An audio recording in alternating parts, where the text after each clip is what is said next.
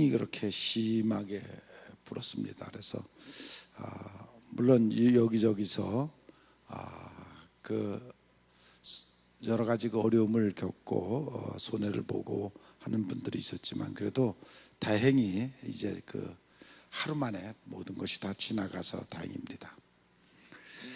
이번 주는 중추절, 우리 민족의 고유 명절이 있는 그런 주간입니다. 옛날에는 추석 명절이 되면 마을별로 이렇게 편을 짜서 여러 가지 민속놀이를 하고 음식을 푸짐하게 마련해 가지고 서로 나눠 먹는, 정을 나누는 그러한 절기였습니다. 그래서 설날은 가래떡을 만들어서 떡국을 끓여서 논아 먹고, 추석에는 햅쌀로 송편을 빚어서 이렇게 서로 논아 먹는 그러한 계절입니다. 명절은 이제 보름달이 밝게 뜰 때에 이제 한 달 전부터 민속놀이를 하기 시작을 했는데, 옛날에는 그래서 못자리 하는 것부터 그들의 놀이가 그러니까 자기네들의 생활 속에서 이루어지는 일들을 이렇게 더듬어 보면서 못자리 하는, 모내기 하는 연습을 하고, 또 논매기, 그것도 한 벌, 두 벌, 세 벌 논매기를 이렇게 하는 그러한 것들을 연극으로 만들어서 같이 나누는 그러한 일들을 했었습니다. 이때가 사실은 보릿고개보다도 더 형편이 궁색하고 어려운 때였습니다. 이제 추수 때가 되면 많은 것을 추수해서 풍요롭지만, 바로 한 달 전서부터 이 추수 때까지는 굉장히 그들이 어려웠습니다. 왜 이런 풍습이 그들에게 생겼느냐면, 농번기 때에 농사를 짓기 위해서 서로 물꼬를 갖고 싸우기도 합니다. 내 눈에 물을 더 대야 된다. 그래서 물꼬 대기 때문에 싸움을 하고, 또 서로 농기구를, 그때는 농기구가 흔하지 않으니까 또 귀하니까 서로 빌려 써야 됐습니다. 한 집이 다 갖고 있는 것이 아니라 서로 빌려 쓰기도 하고, 또 빌려 쓰다 보니까 또 망가지기도 하고, 그러니까 서로 감정이 대립될 수도 있고, 또 지금은 기계로도 하지만 그때는 다 일손으로 하니까 서로 품앗이를 하는데, 누구는 일을 잘하고 누구는 일을 못하고, 그래서 품앗이를 하는데도 감정이 서로 엇갈리고 그런 때가 있었습니다. 그리고 이제 그 양식이 다 떨어져 갖고, 농사 짓는 비용도 떨어지고 양식도 떨어지고, 그래서 서로 꾸는 과정, 좀 있는 사람한테 가서 좀 구워서 우선 먹어야 되니까요. 그런 일들이 있었댔고, 그러니까 부족한 살림살이로 농사를 지어가다 보니까 피곤하고 심신이 지쳐있는 그때에 바로 이런 행사를 통해서 농민들이 서로 화목을, 달밤에 모여서 춤을 추고 서로 음식을 나눠 먹으면서 서로의 마음을 푸는 풍성한 음식, 그 안에서 마음을 풀고 그리고 화합을 도모하는 그러한 행사를 하기 위해서 이 보름이라는 이것이, 추석이라는 이것이 그들에게 필요하였습니다. 마지막 남은 양식으로 음식을 만들어서 나누어 먹으면서 또 내년도 풍년을 기원하는 그러한 모임을 가졌습니다. 그래서 서로 화목하게 하기 위해서 탈춤으로 마음을 달래기도 하고, 또 자기 속에 품었던 마음을 탈을 쓰고 이렇게 흉내를 내고 그랬던 것. 즉 쌍놈들이, 그때 당시 쌍놈이라고 그러죠. 양반들의 탈을 쓰고, 그리고 평소에 양반들이 거만하게 굴던, 자기네들이 불만을 느꼈던 그런 것들을 양반의 탈을 쓰고 춤을 추면서 흉내를 내면서, 그리고 자기네들이 지금까지 당했던 인권 탄압과 또한 억울함을 탈춤을 통해서 호소하는 그러한 모습이기도 했습니다. 그래서 그것을 통해서 민중들이 서로의 불만을 토로하고 표출시키고, 그리고 양반들에게 보여주고 그러한 놀이가 바로 대변했던 놀이가 바로 이 명절날 일어났던 일들이었습니다. 요즘도 보면 대학로에서 연극을 할 때 보면 이 사회에서 일어나는 일들을 꼬집어서 하는 것을 볼 수가 있고, 또 코미디들이 하는 것들을 봐도 이 사회의 어떤 문제를 꼬집어서 얘기하는 그러한 것들을 지금도 볼 수가 있습니다. 이번 추석이야말로 정말 정치인들이 고향에 내려가서 그 민초들의 소리를 좀 들었으면 좋겠어요.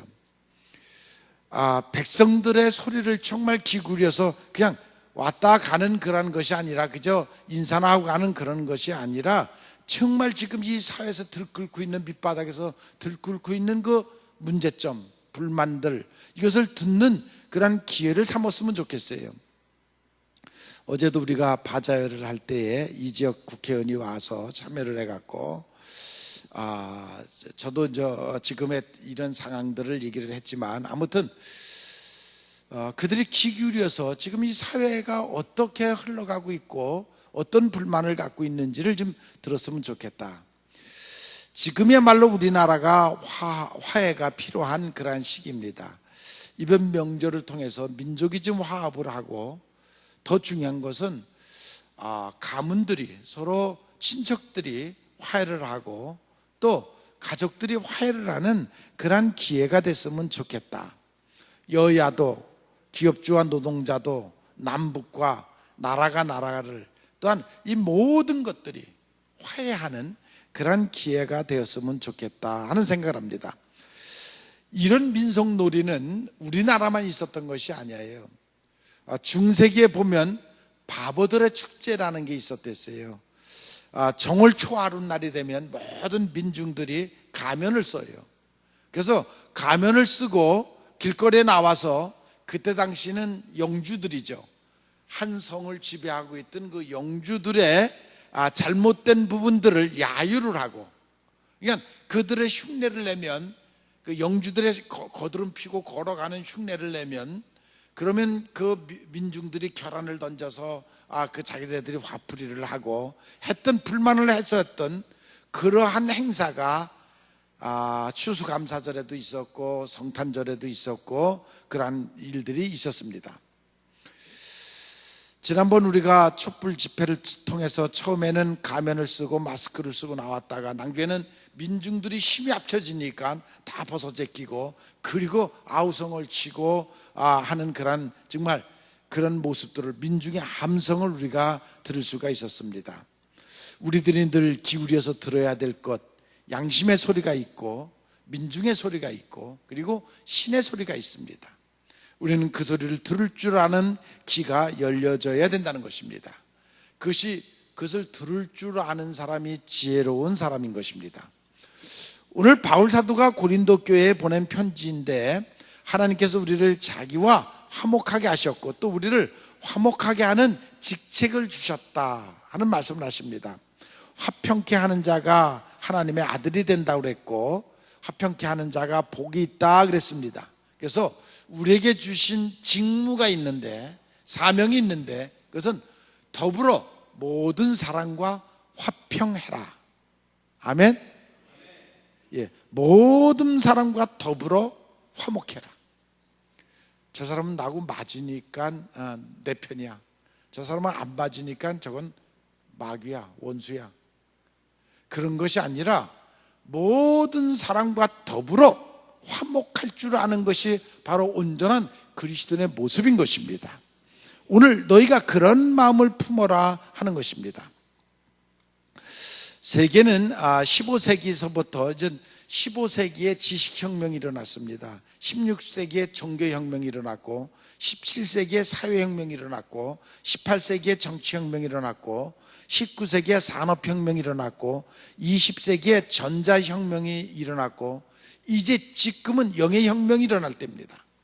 다시 말해서 인간혁명이 일어나야 될, 바로 그 시대에 우리가 살아가고 있다는 것입니다. 추석 때 가족들이 모이면 여러 가지 많은 이유로 감정이 축적되어 있고, 그래서 서로가 화합하기가 어렵습니다. 특히 또 가족이 모이면 종교생활하는 사람들을 꾸짖기를 하고, 그래서 괜히 시비를 거는 그런 일들이 또 많이 있을 수도 있습니다. 그러나 그런 가운데서도 여러분들이 정말 참 그리스도인이라고 하면 져주고 양보하고 이해하고 이기려고 하지 아니하고 그저 더불어 화목하게 하려고 하는 그 인내심이 여러분들에게 있기를 바랍니다. 그래서 이번 명절은 자신을 한번 돌아보는 기회가 되기를 바랍니다. 요셉이 자기를 팔아먹은 형들의 잘못을 용서해 준 것처럼 그런 마음이 우리에게 있어야 되겠고, 가부 롯이 나오미 시어머니를 하나님이 섬기듯 섬기려고 했던 그 마음이 여러분들에게 있기를 바랍니다. 그래서 정말 더불어 화목하고 하나님 앞에 온전한 예배를 드릴 줄 아는 여러분들이 되시기를 바랍니다. 올해는 예년에 없던 풍년입니다. 약간의 이 태풍으로 수해는 입었지만 뭐 어느 때나 그는 조금 핥히고 간 정도고, 그래도 대체적으로 봤을 때 굉장히 큰 풍년을 맞이한 것 같습니다. 씨 뿌리는 자가 추수 때까지 농부는 언제나 하늘을 쳐다보고 하나님과 함께 농사를 지어가는 것입니다. 오늘 말씀의 제목은 순종으로 심고 축복을 받자라는 그런 말씀인데, 예수님이 하신 최초의 비유가 씨 뿌리는 비유였습니다. 어떻게 보면 영적인 세계도 농사를 짓는 것과 비슷합니다.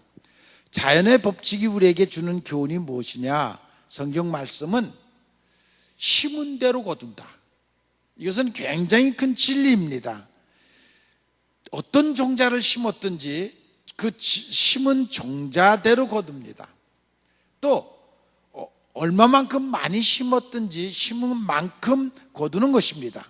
이것은 좋은 씨를 심으면 좋은 열매를 거둘 것이고, 나쁜 씨를 심으면 나쁜 열매를 거둘 거고, 옥퇴에다 심으면 풍년을 거둘 거고, 가시떨기에 심으면 거둘 것이 없는 것입니다. 그러니까 어디에서 무엇을 심든지 심은 대로 거두는데, 세상 자연의 이치도 그런데 영적인 세계도 똑같다. 영적인 세계도 심은 대로 거둔다. 그것을 우리에게 가르쳐주고 있습니다. 여러분들은 좋은 씨를 선택하시기 바랍니다. 그리고 좋은 옥토에다가 심으시기를 바랍니다. 그래서 좋은 열매를 거두는 여러분들이 되시기를 바랍니다. 우리들이 매일매일 삶 속에서 여러분들은 씨를 뿌리는데, 때로는 말의 씨를 뿌리고 행동의 씨를 뿌리고 있습니다. 때로는 거짓된 씨를 뿌리고, 때로는 진실의 씨를 뿌리고, 우리는 계속 씨를 뿌리고 있습니다. 그런데 분명한 것은 뿌린 대로 거둔다는 것입니다. 우리는 스스로 속아서 이걸 심어도 이걸 거둘 수 있겠지. 그런 스스로, 바울 사도는 하나님을 만으로 여기지 마라. 하나님을 속이려고 하지 말아라. 내가 뿌린 대로 내가 그대로 거둔다. 진실을 심으면 진실을 거둘 줄로 믿습니다. 거짓을 심어놓고 진실을 거두려고 하는 것은 스스로 자신을 속이는 것이다. 사랑을 심으면 사랑을 거둘 것입니다. 우정을 심으면 우정을 거둘 것입니다. 친절을 심으면 친절을 거둘 것입니다. 이것은 분명한 진리인 것입니다. 그래서 추석 때 여러분들이 모이면 여러분들이 할 수 있는 말은, 우리 하나님 앞에 순종하고 축복받는 삶을 살자, 그런 말을 할 수 있는 여러분들이 되시기를 바랍니다. 오늘 본문에 보면 말씀을 받는 자는 가르치는 자와 모든 것을 함께하고, 즉 말씀을 잘 받아서 순종하면 그것이 바로 우리에게 복이 될 줄로 믿습니다. 사역자의 사명은 말씀을 바로 가르치는 것이에요. 이것은 목사의 사명이에요. 우선 목사가 영적으로 건강해야 돼요. 건강해야 건강한 말씀을 전할 수가 있어요. 그리고 이 말씀을 받은 성도들은 그 말씀을 묵상하고 순종하는 법을 배워야 돼요. 그것이 바로 복이 될 줄로 믿습니다. 순종하면 축복의 열매를 맺는 것을 믿으시기를 바랍니다. 마태복음 25장에 보면 달란트 비유가 나와요. 5달란트, 2달란트, 1달란트 땅에 묻어두고 허송세월했던 그 1달란트 받은 사람, 악하고 게으른 종이라고 했습니다. 제가 목회 초기 40년 전에는 그때는 물론 가정수도 많지는 않았지만 그때 당시는 그 가정의 숟가락이 몇 개인지도 다 알 수 있을 정도로 교인과 목사의 관계가 굉장히 친밀했어요. 집에서 일어나는 사소한 모든 사건들을 남편 장로님도 와서 상담하고 부인 권사님도 와서 상담하고, 그래서 모든 것을 상담을 해가지고 그 가정의 모든 것들을 다 알 수가 있었댔어요. 신방을 가도 그러니까 그 가정의 문제점을 놓고 얘기할 수 있고, 기도를 해도 그 가정의 문제점을 정확히 아니까 이야기할 수 있고 그랬댔어요.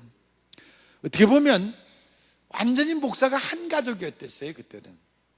그래서 물론 성미 드리는 것도 그런 의미가 있는데, 그래서 목사가 그 교인들과 한 가정과 같이 지냈어요.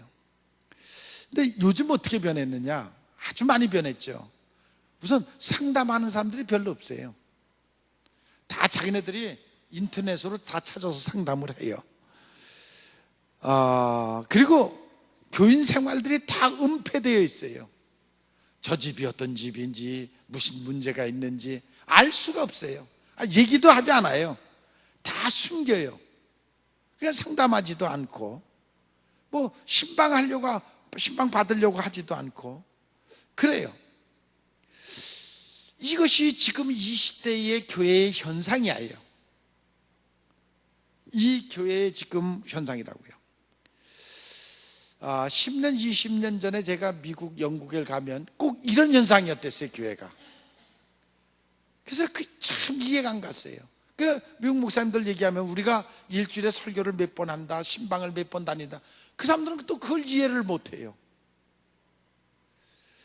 그러더니 지금 꼭 그런 현상이 와서 서서히 교회는 피폐해지고 성도들의 심령도 피폐해지고 그렇게 저 가고가 있어요. 지금요. 삭막해져 가는 그런 모습을 느낄 수가 있어요. 가나 혼인 잔치집에 물 항아리가 있었고 돌 항아리에다가 물을 붓는 그런 일이 있었댔죠. 그죠? 돌 항아리에 물 채우는 일은 그건 늘 하는 일이에요. 출장하는 일이에요. 근데 그 예수님께서 그 물을 포도주로 변하는 놀라운 기적을 그 가나 혼인 잔치집에서 했어요. 거기에서 그 물이 포도주로 변하는 가장 큰 핵심은 그 종들이 순종했다는 것이에요. 물을 갖다 부어라. 포도주가 모자라서 지금 그 포도주 항아리인데 거기 갖다 물을 부라는 것이에요. 그런데도 그들은 그냥 부라 그러니까 순종해서 부었어요. 그때 그게 포도주로 변하는 것을 볼 수가 있어요. 그래서 사무엘상 15장에 보면 순종이 제사보다 낫다라는 그런 말씀. 여러분들은 정말 진리를 마음에 심어놓고 좋은 열매를 맺은 열매를 걷는 여러분들이 되시기를 바랍니다. 생각이나 행위도 심는 대로 거두는 것입니다. 육체의 탐심을 따라서 심으면 결국 그것으로 성경은 그냥 썩어질 것을 거둔다. 의미가 없는 것을 거둔다. 근데 신령한 것을 심으면 거룩한 것을 거둔다. 성경은 그렇게 얘기를 하고 있어요. 나쁜 짓 하는 사람이 잘 되는 것을 부러워할 필요는 없습니다. 잠깐 동안은 그럴 수 있어요. 그러나 결국은 망가지고, 이 땅에서 망가지지 않으면 마지막 심판 때에서 망가져요. 그러니까 그런 것을 부러워하지 말고 우리는 끝까지 좋은 것을, 순종의 삶을 사시고 축복을 거두시는 여러분들이 되시기를 바랍니다. 여러분만 그렇게 사는 것이 아니라 이번 명절날 모이면 우리 하나님 말씀에 순종하고 살자. 그래서 복을 거두자. 우리 가문이 복을 받자, 이런 말씀을 나눌 수 있는 여러분들이 되시기를 바랍니다. 신령한 것을 심으면 영생을 거둡니다. 구약이나 신약이나 한결같은 진리를 누구든지 하나님의 말씀을 심령에 심고 순종하면 상급을 얻는다. 신령한 것을 걷는다. 믿습니까? 예, 심은 대로 거둡니다. 부정적인 생각을 하고 그것을 심어 놓으면 결국 그 열매를 거둡니다. 늘 신령한 것, 거룩한 생각을 하고 그대로 살아가면 영생을 거둡니다. 이 세상이 변하고 세상 모든 것들이 다 사라진다 할지라도 마지막 남는 말씀은 성경입니다. 성경은 인류 종말까지 남을 것을 여러분들이 믿으시기를 바랍니다. 그리고 그 말씀은 반드시 이루어진다는 사실을 여러분들이 믿으시기를 바랍니다. 그래서 우리가 살아가는 것이 좀 어렵고 힘들다 할지라도, 왜 힘듭니까? 그냥 되는 대로 살면 힘들 것이 없죠. 그러나 우리는 끝까지 말씀을 붙잡고 그 말씀대로 살려니까 힘든 것이에요. 그래도 그 말씀을 끝까지 붙잡고 살아가는 여러분들이 되시기를 바랍니다. 갈라디아 5장 19절에 보면 육체의 일은 현저하니 곧 음행과 더러운 것과 호색과 우상숭배와 이렇게 술수 맺는 것, 이 분쟁, 이게 다 당짓는 것, 이단 투기, 이게 다 육신의 일이에요. 육신의 일이 아직도 무엇인지를 모르는 분들이 있는 것 같아요. 육신의 일이 지금 말씀드린 그런 것들이에요. 이런 것들이 결국 우리를 타락하게 하고 또한 우리를 유혹하는 것입니다. 젊어서 일하지 않고 게으른 것을 심어놓고 노후에 복받는 삶을 살려고 하는 것은 어리석은 것이죠. 뿌린 대로 거두는 것입니다. 여러분들은 성령을 따라 열심히 살아가는 여러분들이 되시기를 바랍니다. 그래서 좋은 열매를 거두시는 여러분들이 되시기를 바랍니다. 성령의 열매가 무엇인지 우리에게 가르쳐주고, 육신의 열매, 성령의 열매가 무엇인지를 우리에게 성경은 분명하게 가르쳐주고 있습니다. 여러분들은 성령의 열매를 심고 거두시는 여러분들이 되시기를 바랍니다. 육신의 열매는 썩어질 것, 성경은 분명히 얘기합니다. 성령의 열매는 영생, 거룩한 것, 우리에게 얘기하고 있습니다. 그래서 성령의 열매를 심는 여러분들이 되시기를 바랍니다. 우리는 세상에 살기가 힘들고 어렵지만 끝까지 선한 것을 심어 놓으면서 그 일에 감사하는 여러분들이 되시기를 바랍니다. 우리가 선을 행하되 낙심하지 말지니 피곤하지 아니하면 때가 이르면 거두리라. 그러므로 우리가 기회가 있을 때 모든 이에게 착한 일을 하되 더욱 믿음의 가정들에게 할지니라 하는 말씀이 있습니다. 할 수만 있으면 선하게 사십시오. 선하게 사는 일이 쉽지는 않습니다. 굉장히 어렵습니다. 거기에는 희생이 따릅니다. 그래서 결코 쉽지 않습니다. 그러나 하나님이 너 선하게 살라 하셨으니까 선하게 살아가는 여러분들이 되시기를 바랍니다. 낙심하지 말고 끝까지 선을 행하는 여러분들이 되시기를 바랍니다. 선을 행하다 보면 무시를 해요. 주위 사람들이 우습게 볼 수도 있고 무시할 때도 있어요. 그러나 끝까지 지치지 않고 낙심하지 않고 그렇게 정말 선하게 살아가는 여러분들이 되시기를 바랍니다. 우리가 말을 할 때에도 선한 말을 할 줄 아는 여러분들이 되시기를 바랍니다. 제가 늘 번처번에도 한번 말씀드렸지만 누에가 자기 입에서 나오는 씨를 가지고 집을 짓고 사는 것을 볼 수가 있습니다. 그리고 그 집 안에 마지막 운명을 하고 거기에 갇혀서 그 안에서 죽어가는 그 누에를 볼 수가 있습니다. 요즘 우리가 청문회를 보면 자기가 과거 했던 말에 갇혀가지고 꼼짝도 못하고 지금 질식해가는 그런 모습을 우리가 볼 수가 있는데 바로 그러한 것입니다. 내가 한 말이 바로 내 인격의 집을 짓는 것입니다. 여러분들의 인격의 집을 여러분이 한 말로 지어지는 것입니다. 그것을 잊어서는 아니 됩니다. 그래서 할 수만 있으면 좋은 말을 하는 여러분들이 되시기를 바랍니다. 내가 한 말로 내가 잡힌다는 말이 있습니다. 그것을 마귀는 이용하고 있습니다. 그래서 여러분들은 정말 여러분들의 한 말이 여러분들의 인격에 집을 짓고 있다는 사실을 잊어서는 안 됩니다.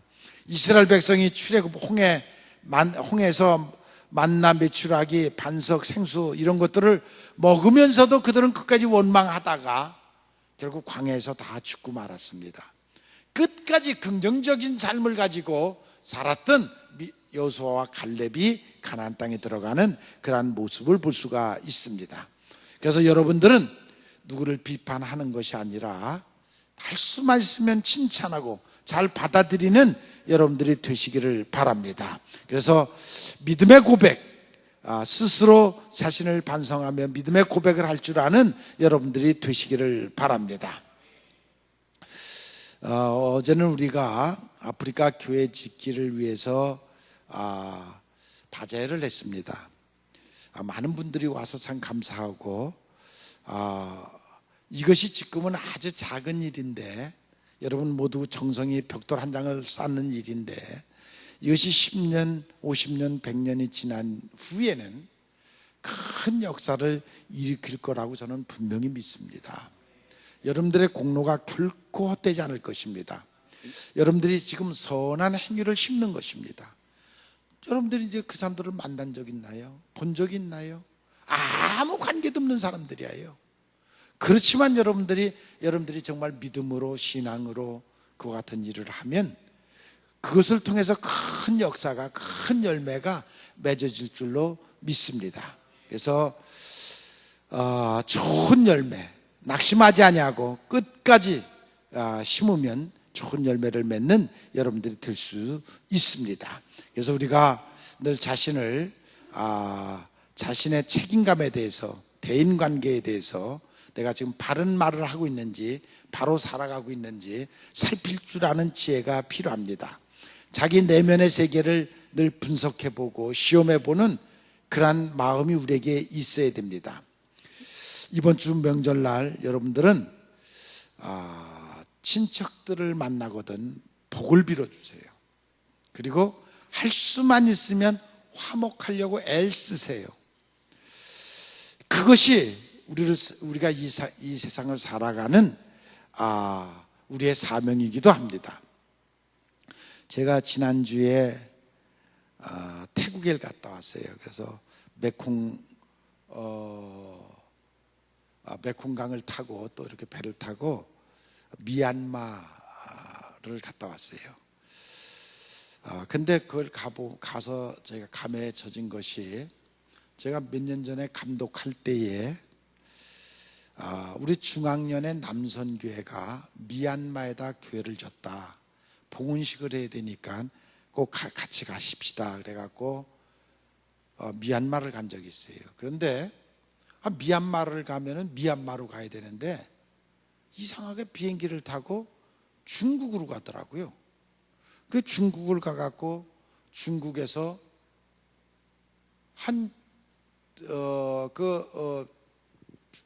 봉고버스를 넷이서 갔는데 봉고버스를 하나를 빌리는 게 아니라 둘을 빌리더라고요. 그래서 왜 봉고버스를 둘을 빌리냐 하니까 가다가 고장나기 쉽다.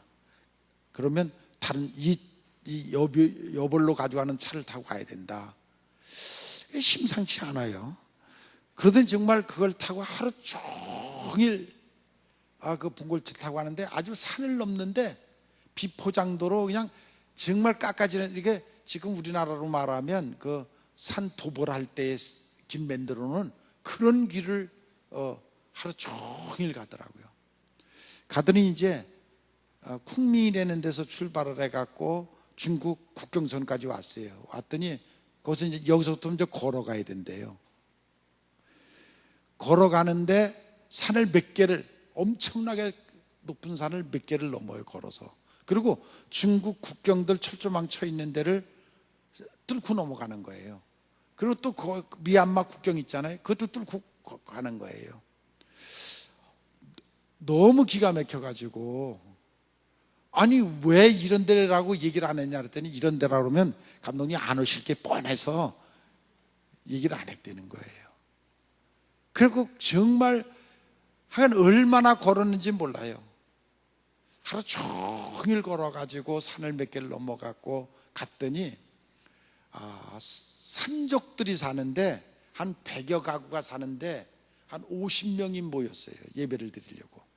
50가정이 예수 믿는 가정이래요. 그래갖고 모여가지고 산비탈에다가 교회를 전놨는데 그래가지고 그곳에 가서 그 봉헌 예배를 드렸던 그러한 생각이 나요. 그리고 또 한 가지는 그 메콩강을 바라보면서 탈북자들이 제가 쿵밍에서 출발해서 오는 그 코스가 미얀마로 오는 그 코스가 탈북자들이 오는 코스래요. 그게요. 그 코스를 걸쳐서 그 메콩강을 그 악어들이 득실거리는 그 메콩강을 지나서 태국으로, 그러니까 미얀마에 와서 미얀마에서 태국으로 건너와야 태국에서 이제 한국에 올 수가 있는. 제가 그 사람들이 뭐 몇 달을 걸렸다, 몇 년을 걸려서 왔다 그래서 나는 왜 그렇게, 우리가 여기서 태국 가는데 비행기 타고도 6시간을 걸리는데 그들이 북한에서 그 중국을 걸쳐서 미얀마로 해가지고 태국으로 들어오는 그 코스가 정말 석 달 이상 걸어야 들어올 수 있는 그런 코스더라고요. 그러면서 그렇게 들어오는 그런 모습을 거기 가서 보면서, 메콩강을 보면서, 제가 얼마나 많은 사람이 그렇게 죽었을까. 온 사람보다 죽은 사람이 더 많죠, 사실은. 죽은 사람은 말이 없으니까.